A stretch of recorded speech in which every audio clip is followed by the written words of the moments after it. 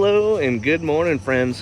Today I'm taking you on an inspection with me for a house that hasn't been lived in 3 years. Nobody knows what we're walking into, so let's go ahead and figure this one out together. So we have our tank. It's got a cast iron clean out, but the clean out's messed up in a way that we can't see into the tank.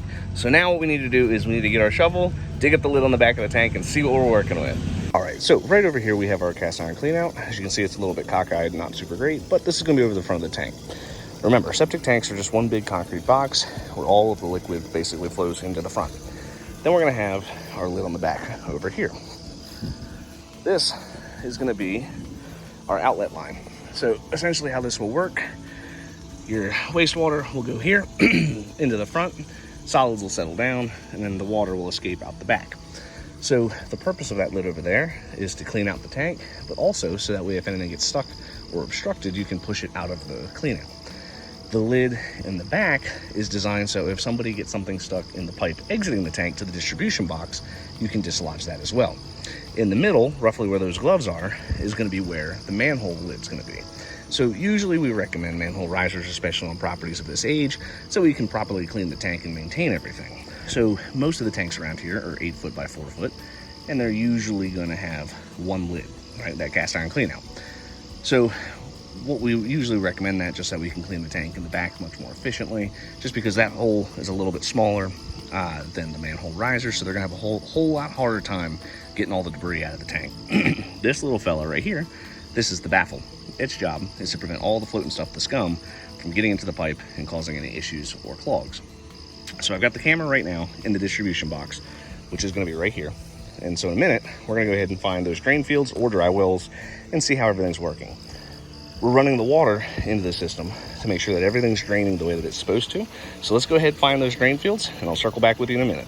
See here that we have our drain fields. So we have our distribution box right there. We have one drain line and the other drain line right over there running towards the fence. It works out sometimes when you have an older home like this. This house was from 1972. Again, nobody knew what we were working with. We were here to kind of figure out where everything is. Works out nice when the outlet line and the distribution box look newer, within the last 20, maybe 30 years at most. And we were able to find both of those drain fields as we just saw, right? Now, the drain fields, as we've discussed previously, that's how the water is going to essentially escape into the surrounding soil and work its way back into the environment.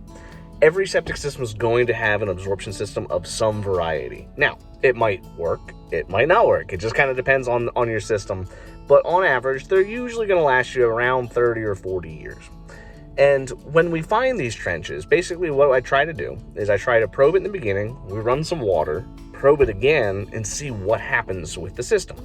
Ideally, in a functional septic system, there would be no change, right? The water would go into the tank, exit the tank, into the drain fields, out into the surrounding soil, and it's gone. It's going and doing what it's supposed to do. Everything stays dry. Now, as drain fields fail, essentially what will happen is they'll start to fill up with water. In the beginning of the trench is where most of your water will stay, and as the water progresses through, it'll eventually fill up the entire trench. The reason why this is the case, in our area, most of these trenches are going to be built level. They should be level, and then essentially it's all gravity. The water is just going to go down the pipe and just go where the path of least resistance is. If it's easier for the water to escape in the beginning, obviously that's where the water is going to go.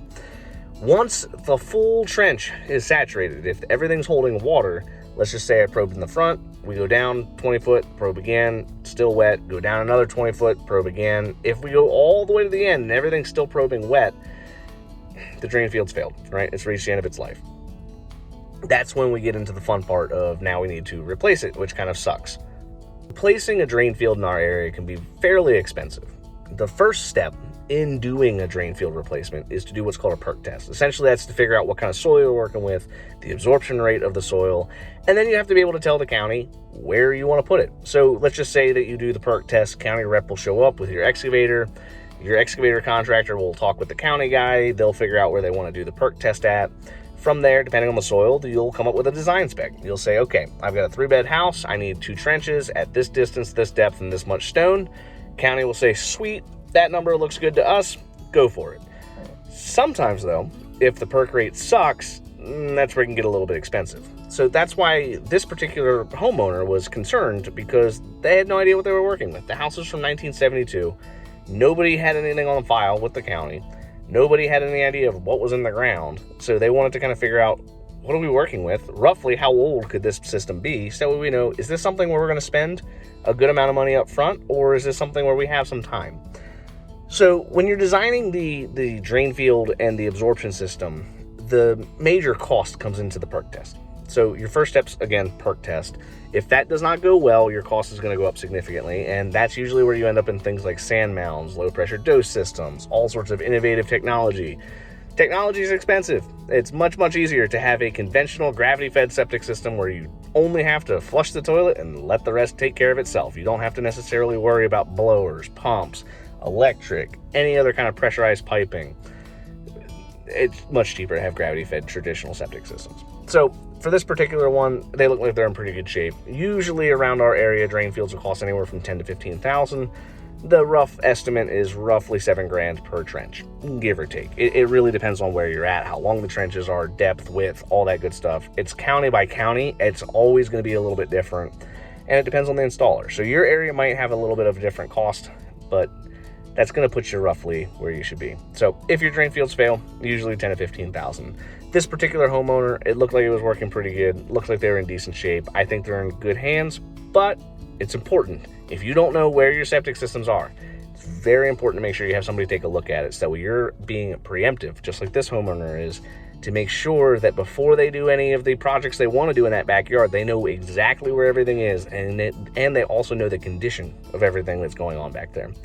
I hope that you found this informative. If you enjoy the content like this, I have videos posted every day on the World of Well and Septic. Hit that like button, hit subscribe, and until next time, guys.